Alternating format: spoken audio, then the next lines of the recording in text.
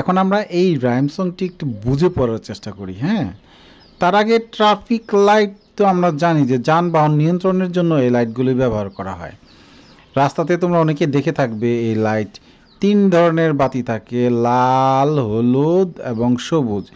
লাল বাতি জ্বললে থেমে যেতে হয়, হলুদ বাতি জ্বললে স্লো ডাউন অর্থাৎ ধীরে চালাতে হয় কিংবা ওই চলাচলের জন্য প্রস্তুত হতে হয়। আর সবুজ বাতি জ্বললে চলাচলে আর বাধা নেই, আমরা যেতে পারি। এই ৩টা লাইটের মিনিংটাই এই রাইম সঙ্গে সুন্দর করে ফুটিয়ে তোলা হয়েছে। চলো আমরা বুঝে পড়ি। Red light what do you say? লাল বাতি তোমার মানে কি, বা তুমি কি বলো? আই সে স্টপ, আমি বলি থামো। অ্যান্ড স্টপ রাইট ওয়ে, এক্ষুনি থামো। এবার ইয়েলো লাইটের মানে yellow light what do you mean? হলুদ বাতি তোমার মানে কি? আই মিন স্লো ডাউন, আমি বোঝাই যে ধীরে চালাও বা গতি কমাও।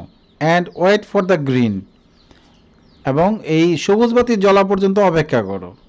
Green light what do you say? সবুজ বাতি তোমার মানে কি, বা তুমি কি বলো?